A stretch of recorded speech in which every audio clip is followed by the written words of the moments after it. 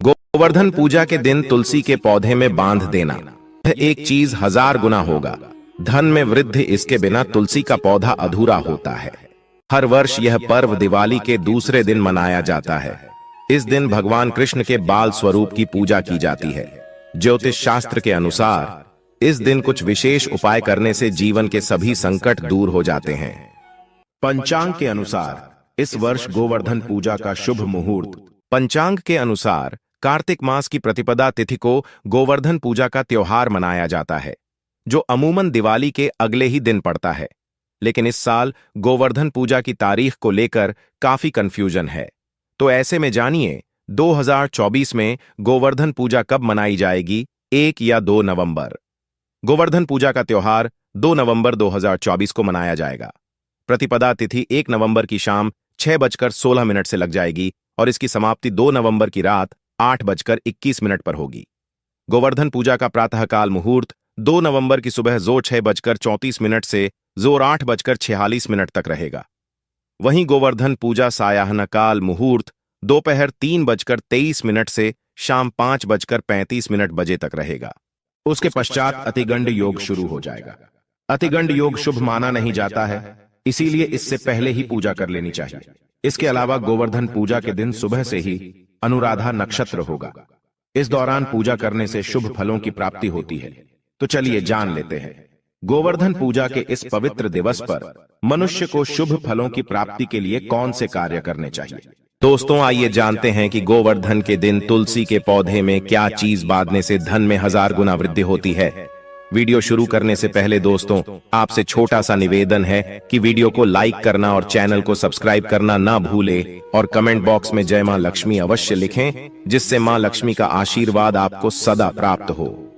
दोस्तों, भगवान श्री कृष्ण ने स्वयं की थी तुलसी की पूजा में बताया था यह रहस्य। दोस्तों, तुलसी का पौधा तो प्रत्येक हिंदू घर में होता है, लेकिन बहुत कम लोग तुलसी के संबंध में शास्त्रों में बताए गए महत्वपूर्ण नियम नहीं जानते हैं। तुलसी की पूजा कैसे करनी चाहिए, तुलसी को जल कैसे देना चाहिए, तुलसी के पास कौन सी वस्तुएं रखना शुभ होता है आदि कई महत्वपूर्ण नियमों का पालन करना आवश्यक होता है। इसके अलावा अगर आप गोवर्धन पूजा के दिन तुलसी के नीचे यह एक चीज बांध देते हैं तो आपको मां तुलसी का ढेर सारा आशीर्वाद मिलता है और आपके घर में मां लक्ष्मी का सदैव ही निवास रहता है। दोस्तों, तुलसी का पौधा घर में होना परिवार के प्रत्येक सदस्य के लिए लाभकारी होता है। यह पौधा हर प्रकार से उपयोगी होता है। पुराण के अनुसार तुलसी में देवी लक्ष्मी का वास होता है और नियमित रूप से इस पौधे की पूजा करने से लाभ भी अवश्य मिलता है। लेकिन यदि आप तुलसी के घर में रखने के साथ ही गोवर्धन पूजा के दिन उसके नीचे एक चीज बांध देते हैं तो आपको तुलसी लगाने का कई गुना अधिक फल प्राप्त होता है, क्योंकि इसी चीज के बिना तुलसी अधूरी मानी जाती है। तुलसी को यह एक चीज संपूर्ण बनाती है, इसलिए शास्त्रों में इसका सबसे अधिक महत्व बताया गया है। दोस्तों, भारत में ही नहीं बल्कि संसार के अधिकतर देशों में तुलसी को बहुत ही गुणकारी पौधा माना गया है। इस पौधे में अनेक औषधीय गुण होने के साथ ही इसका आध्यात्मिक तौर पर भी बहुत ही महत्व बताया गया है। प्रत्येक धार्मिक अनुष्ठान हो उसमें तुलसी का प्रयोग अवश्य किया जाता है। विष्णु पुराण में तुलसी को भगवान विष्णु की पत्नी कहा गया है। इसी कारण से तुलसी जगत जननी है। तुलसी को समस्त देवी देवताओं से वरदान प्राप्त है, जिससे तुलसी के पत्र को अमृत के गुणों से युक्त कहा गया है। जिस भी स्थान पर तुलसी का पौधा होता है उसी स्थान पर ब्रह्मा, विष्णु और महेश यानी कि त्रिदेव का निवास होता है और तुलसी की पूजा करने से सभी पाप उसी प्रकार से नष्ट हो जाते हैं जैसे सूर्य के उदय होने पर रात्रि के अंधकार नष्ट हो जाता है। शास्त्रों के अनुसार जिन घरों में तुलसी का पौधा सदैव ही हरा भरा रहता है, घर में सुख शांति और समृद्धि बनी रहती है। भगवान विष्णु की पूजा में और उन्हें चढ़ाए जाने वाले लोग भोग में तुलसी के पत्र अवश्य होने चाहिए, क्योंकि तुलसी पत्र के बिना भगवान विष्णु किसी भी प्रकार का भोग स्वीकार नहीं करते हैं। इसीलिए प्रत्येक घर में तुलसी का पौधा अवश्य होना ही चाहिए। अगर आप घर में तुलसी है तो सुख शांति और समृद्धि के लिए तुलसी मां को चुनरी अवश्य चढ़ानी चाहिए। अक्सर लोग घर में तुलसी का पौधा तो लगा देते हैं, लेकिन उनसे गलती हो जाती है कि वे तुलसी मां को चुनरी नहीं चढ़ाते हैं, जिसके कारण उन्हें तुलसी लगाने का शुभ फल प्राप्त नहीं हो पाता है। हमेशा ध्यान रहे कि तुलसी का पौधा चुनरी के बिना अधूरा होता है। तुलसी केवल एक पौधा नहीं, बल्कि वह देवी विष्णु पत्नी है। उन्हें हम अपनी माता मानते, इसलिए तुलसी को चुनरी अवश्य ही चढ़ानी चाहिए। इससे पति पत्नी में प्रेम और विश्वास बढ़ता है। घर में रहने वाली महिलाएं सदा सुहागन और सौभाग्यशाली रहती हैं। लेकिन तुलसी को चुनरी चढ़ाते समय आपको यह बात ध्यान में रखनी चाहिए कि आप तुलसी को लाल रंग की चुनरी चढ़ाएं। लाल रंग का संबंध मंगल ग्रह से होता है और बुध ग्रह तुलसी से संबंध होता है। मंगल और बुध ग्रह मित्र नहीं है। बुध के अनुकूल शुक्र ग्रह है और शनि है, इसलिए तुलसी पर लाल चुनरी चढ़ानी चाहिए। आप तुलसी पर हरे रंग की, पीले रंग की अथवा नीले रंग की चुनरी नहीं चढ़ा सकते हैं। लेकिन कई लोग पुरानी फटी हुई चुनरी तुलसी पर बांध देते। ऐसा करना भी अशुभ होगा। तुलसी पर नई चुनरी बांधनी चाहिए। तुलसी पर चुनरी बांधने के लिए एकादशी, अमावस्या और गोवर्धन पूजा का दिन सर्वोत्तम होता है। आप किसी भी एकादशी या गोवर्धन पूजा के दिन नई चुनरी लाकर उसे तुलसी के पौधे पर बांध दें। इससे आपको कई गुना अधिक फल प्राप्त होगा। तुलसी को बिना चुनरी के कभी न रखें। अगर चुनरी पुरानी हो जाए तो पुरानी चुनरी को एकादशी या गोवर्धन पूजा के दिन ही बदलना चाहिए। दोस्तों, तुलसी का विवाह भी आवश्यक करना चाहिए। इससे मनुष्य के सभी दुखों का अंत होता है और सांसारिक जीवन सुखमय बीतता है। दोस्तों, कुछ लोग जाने अनजाने में तुलसी के पास ऐसी चीजें रख देते हैं जिससे तुलसी का अपमान होता है। तुलसी का पौधा बहुत ही संवेदनशील होता है। इसकी अच्छी तरह से देखभाल करनी पड़ती है, तभी शुभ फल प्राप्त होता है। इसलिए तुलसी के पौधे के पास आपको अपने मुख से अपशब्द नहीं बोलने चाहिए। तुलसी के पास भूल से भी जूते, चप्पल अथवा झाड़ू पोछा नहीं रखनी चाहिए। इसे पाप माना गया है। जहां पर तुलसी का पौधा होता है, उसी स्थान के आसपास थूकने से घोर अनर्थ होता है।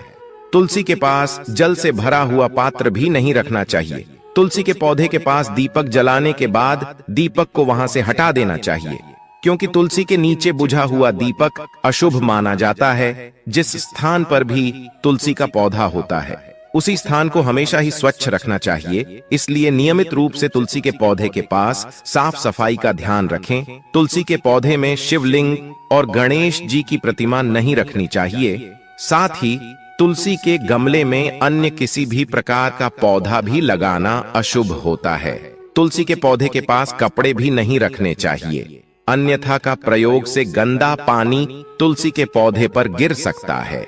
ध्यान रहे, तुलसी के पौधे की पत्तियां नाखून से नहीं तोड़ना चाहिए, इससे तुलसी का अपमान होता है।